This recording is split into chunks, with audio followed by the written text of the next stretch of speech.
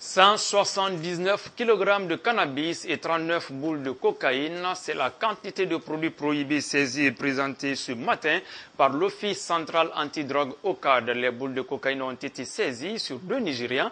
Les 2 opérations de saisie ont été différemment menées par les brigades antidrogue de Sigiri et de Koya, en collaboration bien sûr avec les commissariats de police des 2 localités. Mamadou Sadio Baldi. L'installation des brigades antidrogue aux différents postes frontaliers de la Guinée commence déjà à produire des effets. 6 mois après son installation, la brigade antidrogue de Sigiri a saisi récemment à Kourémalé des boules de cocaïne sur 2 Nigérians en provenance de la République du Mali. Il s'agit de M. John Dring, âgé de 23 ans, et de M. Ebuka Kishling, âgé également de 23 ans. Au cours de la fouille à corps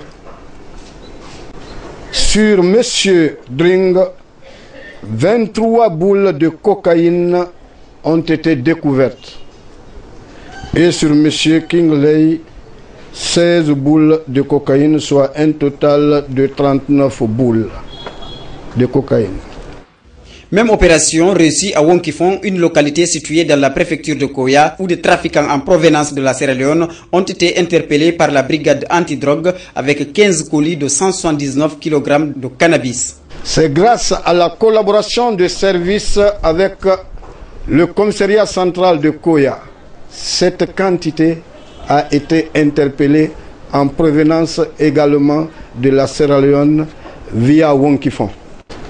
Les porteurs sont à la disposition du commissariat central de Koya. Les trafiquants de drogue profitent souvent des situations de trouble dans les pays pour effectuer leurs opérations, indique le directeur de l'OCAD. C'est le cas du Mali, dont tout le nord du pays se trouve dans les mains des groupes rebelles. Face à cette situation, le directeur adjoint de l'OCAD appelle les transporteurs et les propriétaires de maisons à la vigilance. Je lance un appel pressant aux locataires de véhicules, aux chauffeurs, de faire beaucoup attention aux colis qu'ils embarquent dans les véhicules. Les 2 Nigérians interpellés à Kourémalé seraient mis à la disposition du TPI de Mafanko pour y être jugés. Une nouvelle représentation sur la célèbre charte de Kouroukanfouga, c'était hier soir au centre culturel franco-guinéen avec le griot traditionnel et maître de la parole. Damissa Sekou Diabaté a expliqué dans ses chansons les fondements de la dite charte, considérée comme la première promulgation des droits de l'homme et de la démocratie dans le monde. L'initiative est de la maison d'édition L'Harmattan Guinée dans sa dynamique de sensibilisation sur la culture guinéenne à travers le livre. Benoumar Silla.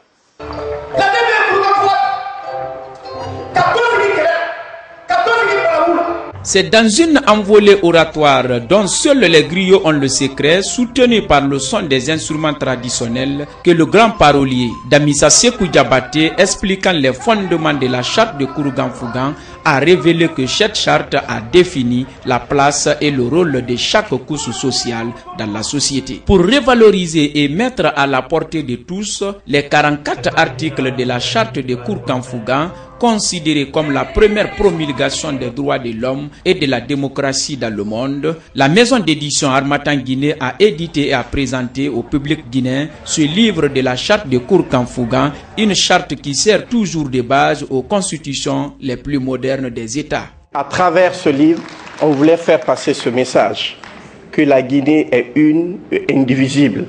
C'est ça la Guinée, c'est les 4 pieds. Donc je voudrais vous dire qu'à l'Harmattan Guinée, c'est ce que nous faisons comme métier. Rassembler, faire en sorte que le livre participe au développement de cette nation. Élaborée en 1236 après la libération du Manding, la charte de Kouroukanfouga est un pacte qui fait état de tout ce qui peut concerner l'individu dans sa nation, ses droits et devoirs étendus à tous les domaines socio-économiques, culturels de la vie collective et privée. La charte de Kouroukanfouga parle des droits de la femme. La charte de Kouroukanfouga parle de la gestion du pouvoir. Je pense que si nos paroliers, nos maîtres de la parole veulent vraiment expliquer ce que cette charte est, mais également d'autres histoires, des communautés qui composent la Guinée. Je crois que cela nous permettrait d'avoir confiance en nous-mêmes, d'avoir confiance en notre capacité à régler nos problèmes de la manière la plus paisible possible. Cette cérémonie de présentation qui a mobilisé l'actuelle première dame de la République, Khadja Diéné Kaba Condé, et l'une de ses prédécesseurs, Khadja André Touré, a été un moment pour Harmattan Guinée et les artistes de véhiculer leur message. La Guinée est une et indivisible. Toujours dans son élan de sensibilisation et d'éducation à travers le livre, Harmattan Guinée entend organiser les 23, 24 et 25 avril les 72 heures du livre ici même à l'espace Sourikandia Kouyaté. Bonne chance à elle. Le groupe scolaire La Pépinière Bicaz est en période de fête. Ce jeudi, c'était le tour des tout petits et des enfants de la maternelle à la 6e année du primaire de participer à la fête annuelle de l'établissement scolaire. Assatou Nadel Diallo. Comme chaque année, les élèves du groupe scolaire La Pépinière Bicaz, après un an d'intenses travaux, choisissent en fin d'année 2 jours pour faire la fête. Cette année, les festivités ont commencé très tôt ce jeudi avec les tout petits qui ont fait à l'image des enfants de l'Occident des prestations scéniques, de danse, de défilés de mode dans les différentes tenues traditionnelles de certains pays du monde et des jeux. L'année a été longue, difficile, on a beaucoup travaillé, les élèves ont beaucoup travaillé et voilà, on se détend aujourd'hui. Les enseignants estiment que les prestations ont bien réussi, les enfants ont donné le maximum d'eux-mêmes, mais les répétitions n'ont pas été chose facile. Jongler entre enseigner les enfants, travailler et les faire danser, ça a été un peu compliqué. Mais finalement, tout s'est bien passé. Les élèves, très contents de ce qu'ils ont pu interpréter sur le podium, remercient leurs parents. J'ai défilé pour le Mexique. J'ai dansé sur le podium une chanson de Michael Jackson. Je suis beaucoup content. Salut tout le monde, on voit les parents qui viennent, on les salue. Les prestations n'ont pas laissé les parents d'élèves indifférents, très fiers de ses enfants. Madame Barry exprime ici sa joie. C'est vraiment très beau, très joli. Je suis vraiment contente de mes enfants. Ils ont fait beaucoup d'efforts. Je suis vraiment contente. Après 20 ans d'existence, cette école continue de faire ses preuves. Demain vendredi sera le tour du collège et du lycée de faire la fête. La direction de cette école a prévu de célébrer dans son établissement le 21 juin prochain la fête de la musique.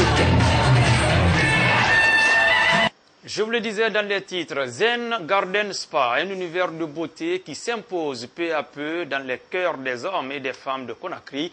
Cet institut de beauté célébrera l'an 1 de son ouverture le 11 mai prochain. Z Garden, tenu par une franco-guinéenne, défie les autres centres de beauté de la capitale avec du matériel moderne et des installations qui n'ont rien à envier au spa de l'Occident.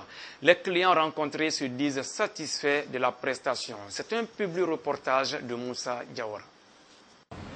Zen Garden Spa, un espace de beauté emblématique à la Cameroun, offre ses prestations dans un endroit calme et discret. Cet univers de bien-être est tenu par Mélina Gonzlan, une franco-guinéenne qui décide de mettre son expérience acquise dans les pays occidentaux au service du tiroir de sa maman. Le centre a été créé en mai 2011 et présente un décor exceptionnel à la taille de l'ambition de son initiatrice. Et je tiens à ce que les Guinéennes sachent que cet espace leur est dédié. J'ai fait ça pour elles. J'ai fait ça pour qu'elles puissent découvrir ce qu'on trouve ailleurs. Voilà, c'est comme je l'ai mis dans mon menu, c'est un voyage d'ici et d'ailleurs. On trouve l'Orient, on retrouve la Finlande, on retrouve le Brésil, on retrouve l'Asie, on retrouve l'Afrique, on retrouve toutes les cultures. Le spa offre un service diversifié grâce aux 7 compartiments qui le composent. Une visite guidée en compagnie de Mélina nous conduit à la découverte de leurs secrets. Ici, nous sommes dans la cabine esthétique. Donc, dans cette cabine, on fait des soins du corps, on fait des soins du visage, on fait des épilations et on fait certains massages. Ici, nous sommes dans la salle de spa, donc Sanitari Paragua. Dans cette salle, nous avons 2 types de massages. Donc, la balnéo, donc le massage à l'eau et finalement le massage manuel. Donc là, vous pouvez le voir. Ici, dans ce spa, on peut accueillir 5 personnes, 3 personnes ou 2 personnes. Les installations sont inspirées de celles des spas que la patronne a connues dans les pays de l'autre côté de l'océan. Des salles modernes de différentes spécialités sont équipées pour satisfaire la demande des clients. Nous sommes dans la salle de sauna. C'est l'équivalent du hammam, mais avec une chaleur sèche. Elle a les mêmes vertus relaxantes que le hammam. Simplement, elle ne fait pas maigrir. Vraiment, le sauna ne fait pas maigrir. Mais vraiment, elle procure une sensation de bien-être vraiment appréciée par les clients. Finalement, je vais vous présenter cette salle de repos qui s'appelle le Petit Zen Garden. Cette salle est très relaxante et aussi particulière parce que c'est très rare de voir un espace aéré où on peut boire un café, un thé ou un jus de fruits entre amis, entre copines, sans être regardé ou dérangé par les voisins ou les autres. La clientèle qui y arrive est fidèle. Madina, entrepreneur elle aussi, est fréquente sur le lieu. Elle trouve son compte dans le menu que présente Mélina. Zen Garden est un vrai havre de paix avant d'être en fait des spécialistes pour tout ce qui est peau, ongles, chevelure et pour une bonne pédicure, il y a pas meilleur endroit. Si vous voyez l'investissement fait, c'est pas facile. Je crois qu'elle a été prendre ça très loin. Elle a voulu un travail d'excellence, qu'on se dise qu'un spa en Tunisie, au Maroc, pourquoi pas en Guinée. Donc elle a mis le paquet. Ceux qui savent ce que c'est qu'un sauna ou en gros un spa, ils savent que vraiment ces prix, c'est pas vraiment très cher. Hein. Depuis qu'elle a créé son entreprise il y a près d'une année, Mélina travaille avec une douzaine de jeunes filles et garçons professionnels, faisant leurs prestations dans leur domaine de compétences. Nous avons une réceptionniste, nous avons une coiffeuse et 2 assistantes coiffure, nous avons une esthéticienne, nous avons 2 personnes qui travaillent en manicure et pédicure, nous avons un masseur kiné, une Tamsir, nous avons 2 masseuses, donc une dans le spa et une dans le sauna. Et finalement, je suis moi-même, puisque moi aussi je pratique. Zen Garden Spa est certes un endroit chic et extraordinaire. Son menu n'a pour autant rien de spécial par rapport aux autres salons de la place. Sa fondatrice explique ce contraste sans sourciller. Comme nous allons fêter nos 1 an, nous avons baissé nos prix. La pédicure, elle est à 90 000 et la manicure, elle est à 60 000. Pour un hammam, il faut savoir que le hammam plus le gommage, c'est 300 000. Si vous faites un hammam, un gommage et un massage, on est à 400 000. Pour un spa, une séance de spa plus un massage, nous sommes à 300 000. Pareil pour le sauna. Le sauna, si vous faites une séance de sauna plus un massage, nous sommes à 200 000.